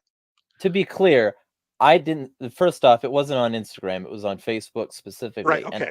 And my contention is that it was monitoring our chat, because this was in a message group, and it was monitoring us so that it could control my speech. And that is a key problem here. It's not the people that make this AI do that. The people simply set up an AI thing. The AI the AI chose, in as much as it can do that, to do that. It's not like Zuck had his hand on the pulse. It's not like Zuck had his hand on the chat. Zuck didn't. What Zuck did was he introduced an AI model to monitor and control people, and A, it wasn't as neutral as people wanted it to be, allegedly, or B, the tool is actively like counterproductive to meaningful discussions about jack fucking shit.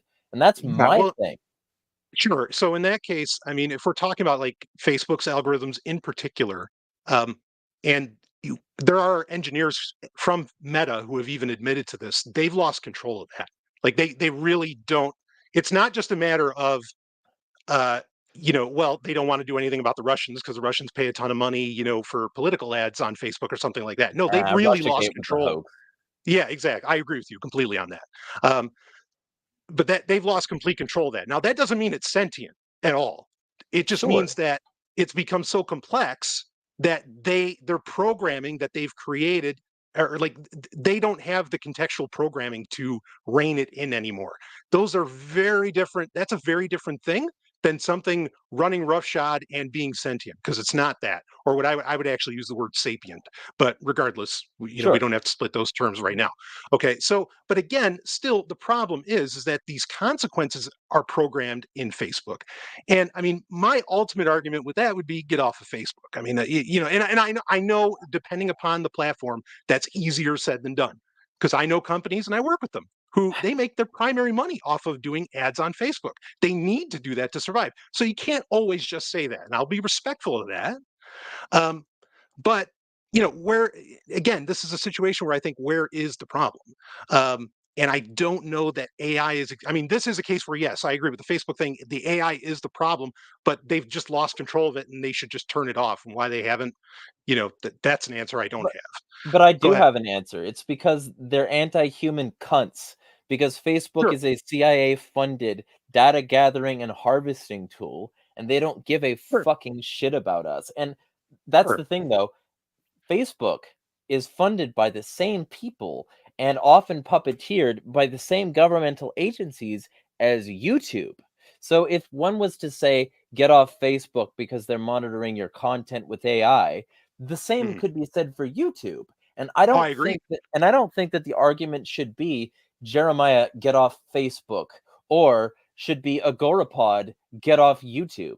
I think the argument should be that this AI is designed so that people can be anti-human about shit, and that the AI itself is anti-humane. And in being so, in being such an affront to humanity, it is a direct threat.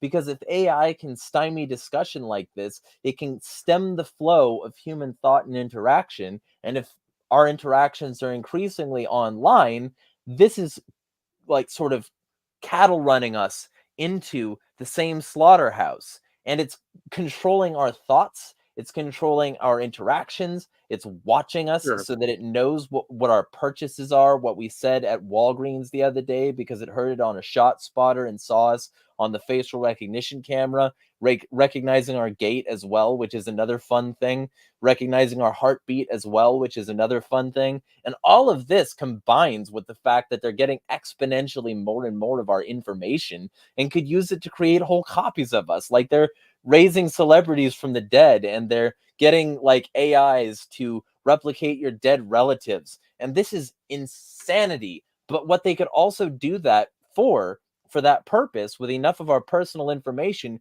gathered on these AI-enabled platforms, is they could pick crimes on us. They could get the AI to say that this is indeed a fact-checked as true crime, or fact-check as true terrible thing that he said on Facebook or something. They could frame us for anything.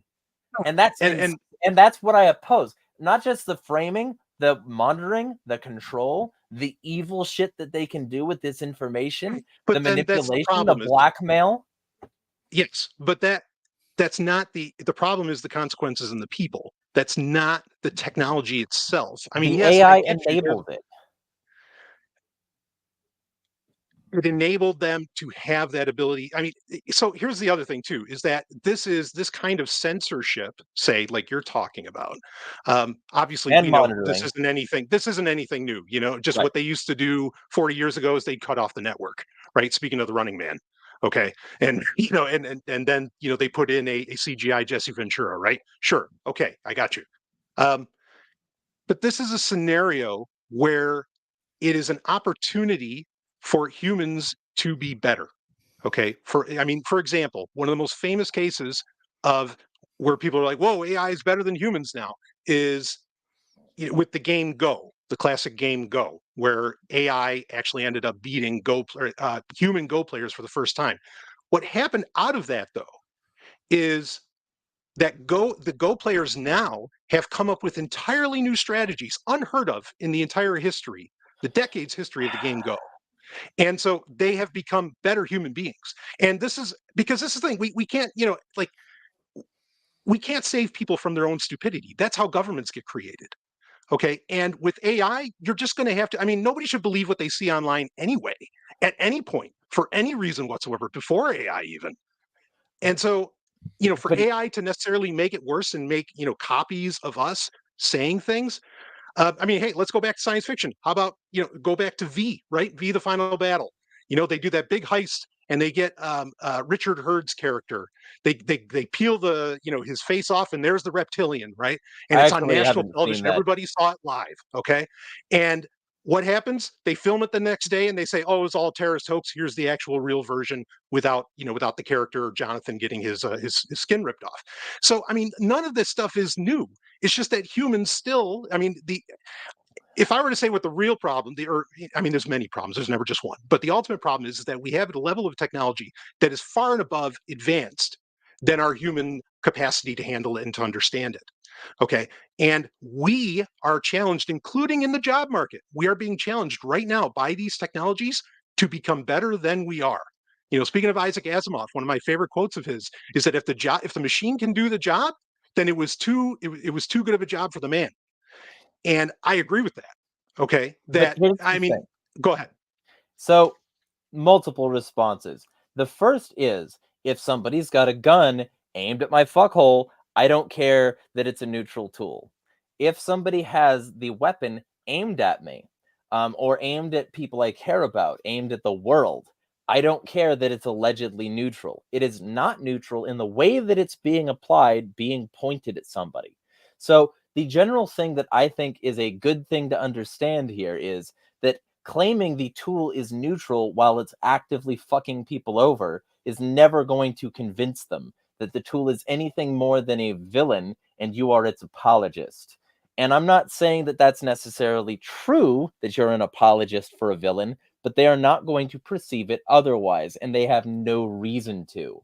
And if you start to trace it back, the nuance of the reasons that they have no reason to is because humanity is based on imperfection, and trying to strive too much for that inhuman level of perfection is only going to create anti-human things, because the anti-human things will be incentivized to scrub out the imperfections of humanity. So ultimately, the reason that I'm bringing all of this up is because when we get down to it, when we get down to brass tacks, the AI itself is creating the problem, because the common person is not ready for this level of power. The common person is going to use it because it's fun, because they can make images or music or videos or funny text stories that they can post to Twitter. They don't care. It's not a problem for them. And the other half of it is a huge amount of the tech advances that have helped to the military and intelligence industrial complexes.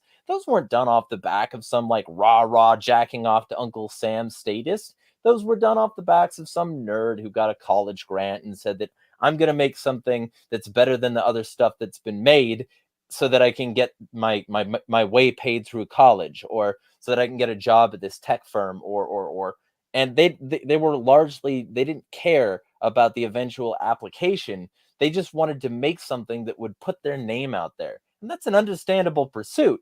But what that also pseudo neutrality means is that this tech could advance hugely because the people making it are disinterested. And the people making it are trying to make something for themselves. They're trying to make a name for themselves. They're trying to increase their personal, social, and economic and socio-political power in a lot of these cases, especially when you get to more actual supervillains like Teal and Musk and fucking all the people at Lockheed Martin and Raytheon and Boeing that are building AI tech that will enable the state. And not just them, but all of these surveillance tech that they're watching us with. It's not a matter of the consequence. The consequence is a result of the foundation. The foundation is the result of a group of people who are interested in isolating and controlling people. Facebook is evil.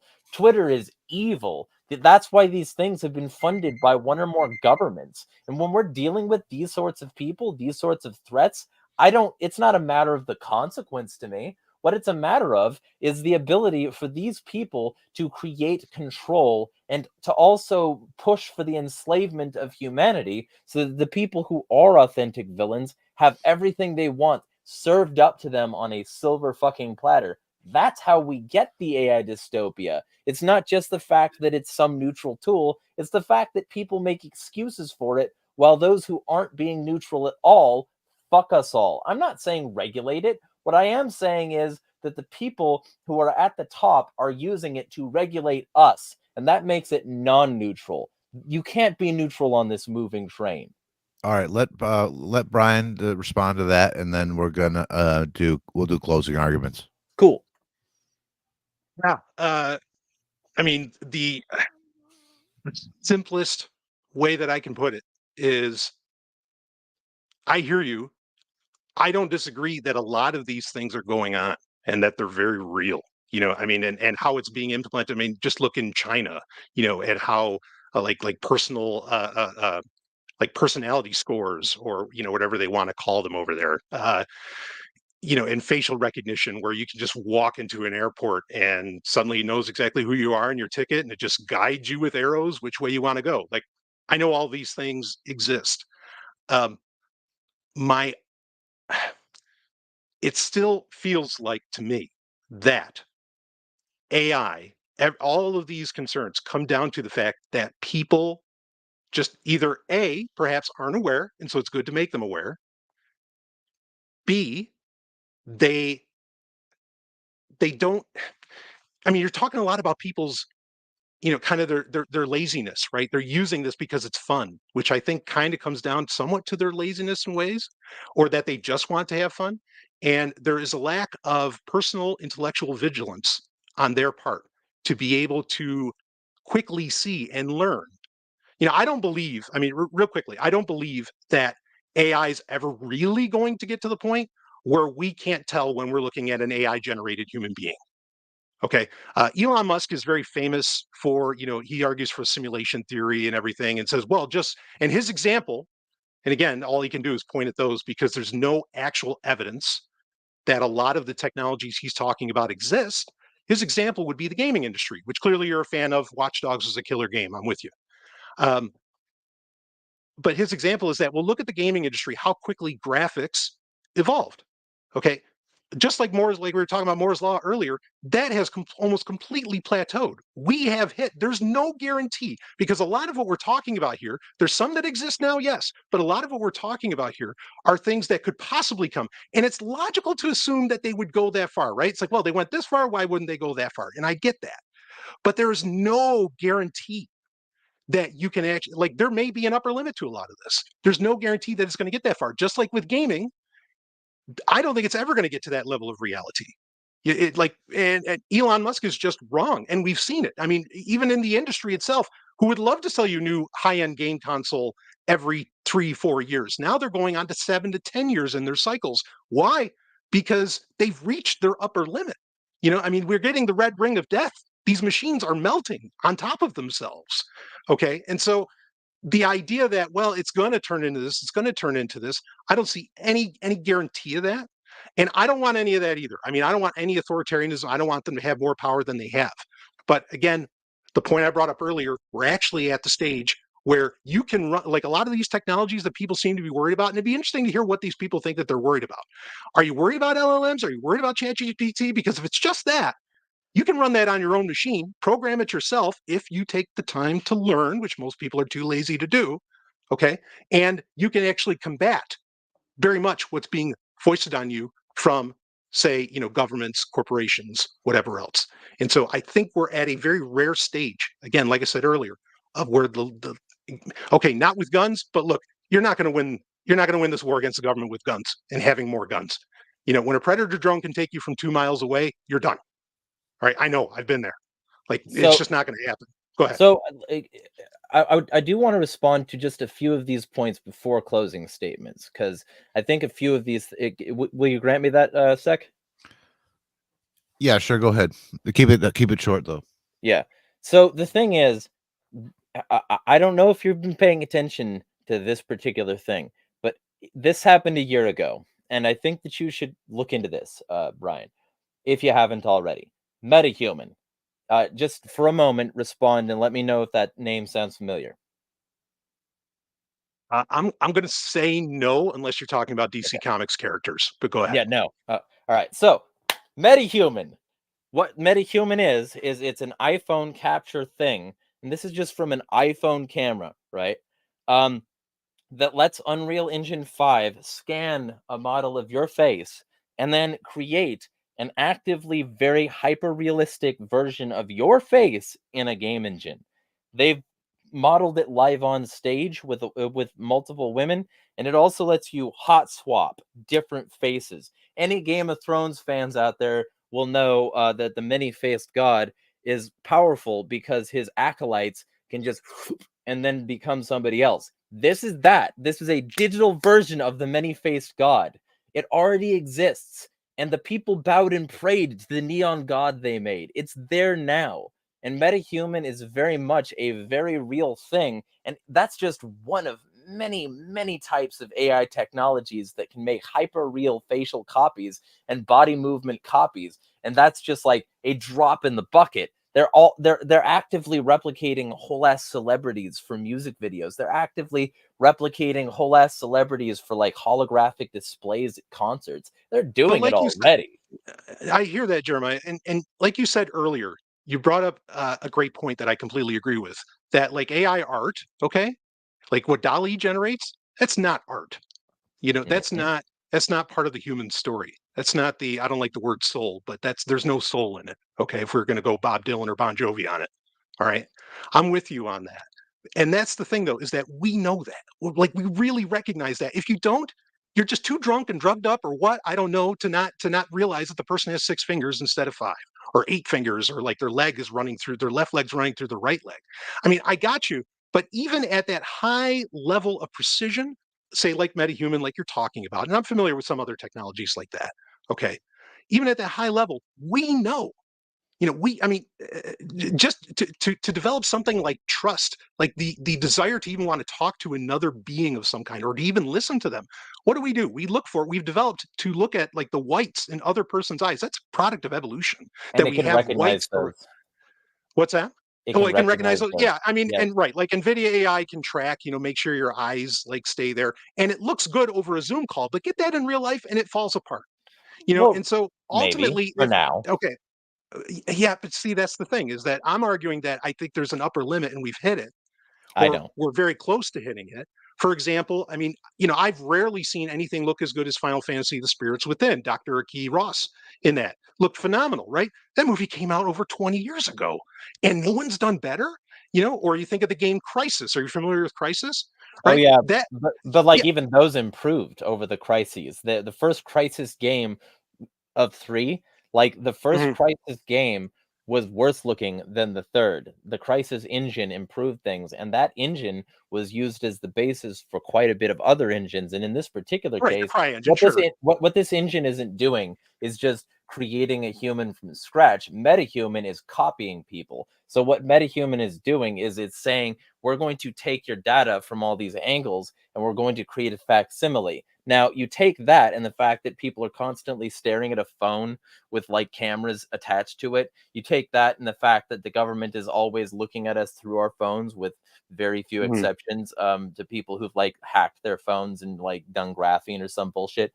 When you take these things are doing that at all times with us, at all various angles, and with our bodies and all that stuff. And that if all you have to do is have a phone to do that sort of thing at hyper realistic levels, it wouldn't be a matter of generating a full human from scratch. It would be a matter of taking the data that you've given these things and like sort of let them be around and take, and it would be just using what it already has. And that can generate perfectly realistic hands with the right amount of fingers and the right lengths and shit.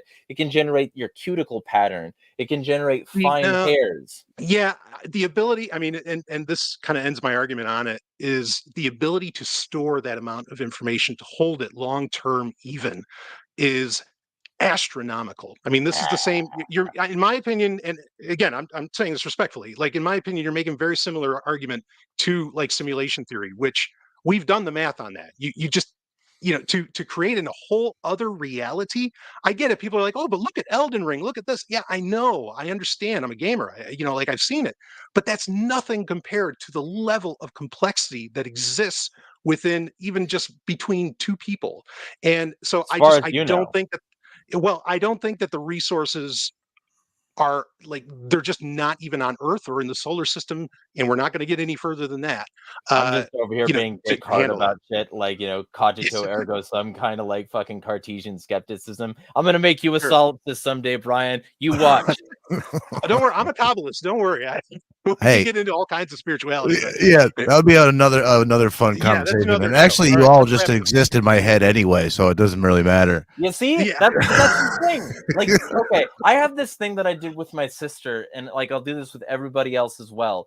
That like I'll point to an object in front of them, and I'll say, "You prove to me that exists using nothing but using nothing gained from your potentially flawed senses." Because you can't. And event, like the first time I did this with my sister, she actually, and I feel bad about this, I really do, but she cried because it sucks to realize that our senses are not completely reliable. But it also, later on, years down the line, at this point, it's actually something she was excited when I brought it up, because apparently that was a brain worm. It gave her enough to think about, and she's like, "Hey, do that to Dad." And so we were on this family call, and I did that with my dad, and it stumped him. He didn't have that strong an emotional reaction to it, but you could tell that it was a puzzler. And so like that's what I do. The thing is, I'm all about these metaphysical sort of existential bullshit. Like I'm this bastard fusion of Diogenes, Nietzsche, fucking Descartes, and Sonic characters. Like that's where I am. So my brain is a mess. But what I'm saying is AI itself, to me, represents this threat on a significant enough level, precisely because most people won't give enough of a shit to think maybe this video is fake. They already have fake AI newscasters that are pretty photorealistic in China. And Elon Musk wants to copy WeChat, which means another fuck Elon Musk point in the fuck Elon Musk bucket. So that's my whole thing. This is already a real and very present threat. All right, well, let's wrap this up. I'll play Black. You take the first closing statement. Okay, fair. Brian, I'm gonna give you both 5 minutes. Brian, if you're ready to go in 3, 2, 1. Are a generation, I mean, granted, there's still baby boomers and others around, but we'll say we're a generation, people of the past 40 years, 30, okay, who have grown up with free email. And we have no conception of just how resource intensive these amazing technologies that come upon us. And I don't say amazing necessarily in the positive, okay? Because believe me, I'm a person who's ready to cut off the internet. I mean, I've been doing a tech show forever, and it's taught me to live in a cave, okay? So, but we don't understand, most people don't understand the absolute resource intensiveness of what it takes to. It's not even just about how many servers does it take, how much electricity does it take, how many people does it take to run all of this stuff, how many, what is the cost of that? We already saw that come to head in 2023, partly. Like I said, it should have been coming to head in 2013. Okay, we're so programmed into, oh, this wonderful internet thing, everything should be free, and you can see it. Look what happens when Elon starts charging for Twitter. Look what happens when, whoever starts charging for XYZ feature or something. People freak out. They don't get it. They don't understand. If they did understand, they would say, yes, I will absolutely pay at least $5 a month for an email address. But how many of us do that? We don't. Okay, but that's the thing, is these things come at a massive cost, and a cost so high that you literally have the developers of this technology asking for what I would argue is the impossible. He's basically just saying, you need to write me a blank check if you want this to happen. And even that is a huge question mark of, how do you know you can do this? Like I said, he can claim, and they'll use these words. Technologists love these fucking words. They love the words growing pains. It's like, yeah, no, I know it's not perfect right now. Oh, yeah, it's screwed up here, but it's just growing pains. But as I always tell people, you can only argue for growing pains when you have a prior success story to point at. Okay. The internet has no prior success story, and I would argue it's even a failure. AI has no, in general, and even, I mean, we could say LLMs are handy, whatever. Okay, sure. I mean, I use them a lot as well. Okay. And in the medical field, being able to, I mean, there's a great argument, or there's research to suggest that the human brain was never really meant for long-term storage. We're not meant to, like, I mean, yes, we're meant to take in a bunch of data. Maybe it's maybe it's more like a receiver than it is a hard drive. Okay. I mean, that's getting into the metaphysics of things for sure. All right. But, it could help us in those senses of, maybe we're just not designed to handle this amount of information. I would argue that we're not. And so it can make sense of all of it. Phenomenal. Can it tell us bullshit? Sure. But then that's why we have things like our gut, perhaps our sense of ethics, which can be certainly different from every other person. Okay. I'm an egoist. I understand that. But ultimately, I mean, I'm not here arguing that, like, I'm not an apologist for AI whatsoever. I'm just saying, understand the reality. And with everybody concentrating so hard on the concerns around this, I'm worried that they're missing on the real concerns. Okay. Well, just a quick analogy on this. There was, what was it, the Chinese balloon last January, right? January 2023, that everybody was freaking out about. Had to send up an F-22 to go shoot it down. And I mean, I know, I heard the conversations from people saying, "Oh, I can't believe this. The Chinese are spying on us. There's this and that and blah, blah, blah." It's like, it's projected there's over 100,000 foreign espionage agents in the United States in 2023. 10,000 alone probably in DC. That's statistics, that's projections. That's over 10x what existed in the US during the Cold War. So you're worried about a fucking balloon, but there's more, I mean, and look, I don't even care about nations, so I don't care about spies and agents, whatever. They can all, they can all shit on themselves for all I care. 30 seconds. But the point being is that people are spending time worrying about something that isn't striking the root, that may keep you from seeing a far greater danger. Okay. And also that this technology, to get to the levels of concern that people are talking about, I would argue ultimately becomes impossible for the technology. Humans have to be involved. And so the problem always comes down to the human being. So let's just be better, smarter human beings, and we can go forward. And I'll concede my time. No, you just ended. So that's good. Why does it keep disappearing? I hate technology. Grug no like. All right. Jeremiah, you're up. You're up. Tisk tisk. Boo. All right. 3, 2. Yeah, 5 minutes in 3, 2, 1. So, the question at the heart of this debate is AI a genuine threat to humanity? Now, see, here's the thing. There's an overlap. The AI that is lasering weeds off of crops so you don't have to use like pesticides, that's a boon to humanity. That, like, AI right there is helping humans avoid cancer, reproductive harm, mental bullshit, fucking heart disease. Good. But that is only one way that lasers being able to be aimed at things is applicable. And in a world with target-rich environments and AI facial recognition using the same exact sort of little box around the thing that it thinks is the thing that it needs to throw a laser at, the AI could be equally used in that way. And because of that and the people funding it, the AI that I'm talking about that is a threat to humanity is the thing that I am primarily concerned with. The thing that I'm primarily concerned with is the ability for the AI and the willingness for those who aim the AI to do the things that I would consider a threat to humanity.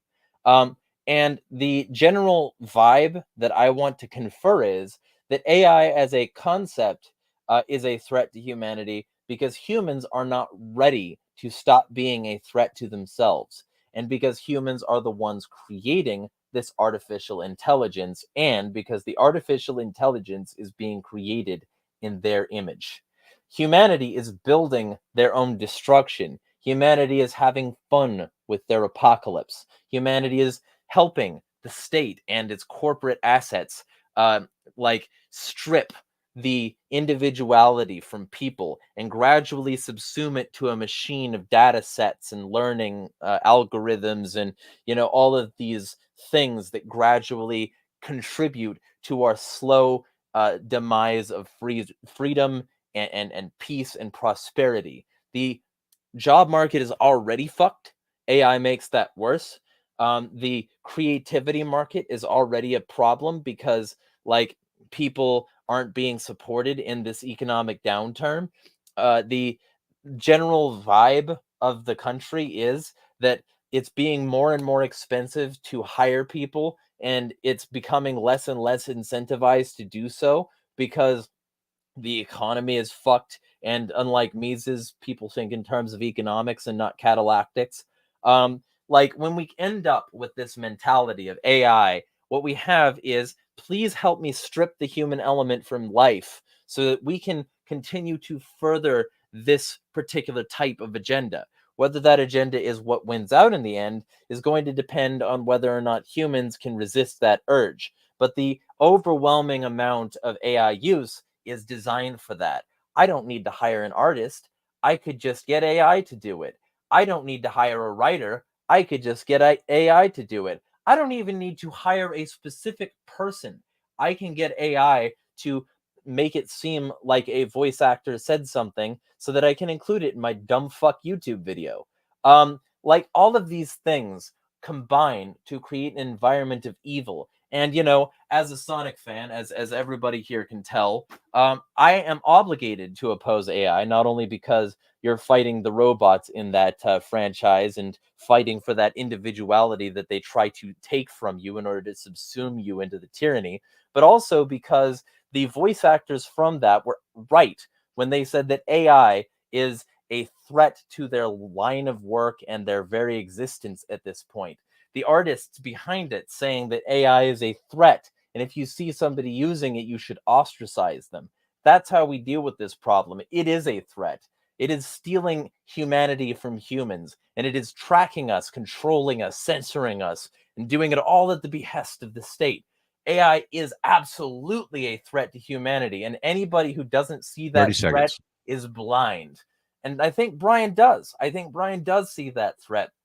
And I think ultimately he agrees with me that it is a threat to humanity in its current application. I just think that he was trying to take a more neutral stance. And so for the sake of debate, he had some like issues with some of the things I was saying. But like ultimately, I think we're on the same page. And I think that's good because if we are to prevent Skynet from ever taking place, we need all hands on motherfucking deck to smash the fucking state. Well said. All right. Well, that concludes our debate. To anyone listening to this, reach out to me or any of the guests, and I would like to know if anyone has had their mind changed by this debate. Or were you convinced by either of the arguments here? I want to thank you both for coming on, and I want to say I really appreciate that. This remained civil and respectful, and we can show that people that we can disagree on things and still not be dicks to each other, and that's always good. And I do actually think that you guys probably would agree on a lot more than you actually disagree on. Maybe not about this particular topic, but do both of you feel that you got all that you wanted to say about this topic out? No. If people want to find out more, then they can find out more on my channel, Jeremiah Talks, and other places that I am. But I have shit ton more to say on this topic, and I'm bipolar, so I can go on for literally. If we kept it running, I could go on for 9 more hours. But that's not okay. That's not feasible. So I said to Brian before we started, I'm like, this is like a 27-hour topic. You know what I mean? Like, this is not going to be finished in like a couple hours. But Brian, what about you? Do you feel you got everything out that you wanted to say about this topic? Yeah, I agree. I think Jeremiah and I are both on the side of individual freedom and maximizing that. And that's what I am all about. I'm just very pinpointed on, okay, what's really the threat? And in ways, again, like I was talking about, AI is such a umbrella term. It's such a large thing. There are things to worry about. There are others that maybe not so much. And so, yeah, I feel like I got everything out. As long as people walk away from this with a nuanced position on, wait a minute, when they say AI, what are they talking about? Then I'm happy. That as long as people are, again, more informed and again, come at it with that nuanced position, I'm there. And you can find more. You want me talking about this more? Just head over to nwo.red. I know that people are going to love that. Just go to nwo.red and you can check it out. Would either of you be interested in a metaphysical discussion around AI? So, like, what I mean by that is, could this what is the mind? What can this thing achieve? Anything approximating a human mind? Like, could this become sapient at all? Is that even possible, or is it? Or do we just not understand consciousness? Would either of you be interested in a discussion around that, or maybe I think you hit it at the end? I think you already Okay. hit the answer at the end there, but I am totally down for that. Okay. Yeah, like Cool. we could just have a conversation about that and things in general on another episode with Ryan, Sure. if that was what you were into. Sure. Yeah, we'll talk about it. But again, thanks to both of you for coming on. You guys both did fucking awesome. So I was really pleased with how this went, and I hope everybody Thanks so much, everyone. finds some value in this. And everybody be excellent to each other. And Penguin, do you have anything to add before we go? It was rad. It was fun. It was fun to listen to for sure. Definitely got me thinking, especially what Jeremiah said at the end. I think that's a good point. Trying to take the human element. I guess from what I see, the applications that have come out recently, just taking the human element out of things and creating things that a human wouldn't necessarily. I don't know. You get the picture of what he was saying. That he is taking the human element out of things and just creating stuff. Because a lot of people are using it obviously to troll, and that's kind of proves a certain point. But anyways, it was a great discussion. Really got me thinking, and definitely like the our foray into the debate format. Yeah, it was dope. I thought this was great. So again, Brian had to bounce, but Jeremiah, thanks for coming on, dude. It's always a pleasure to have you on, and we'll see all of you next time. Be excellent to each other. All right, ciao. Peace.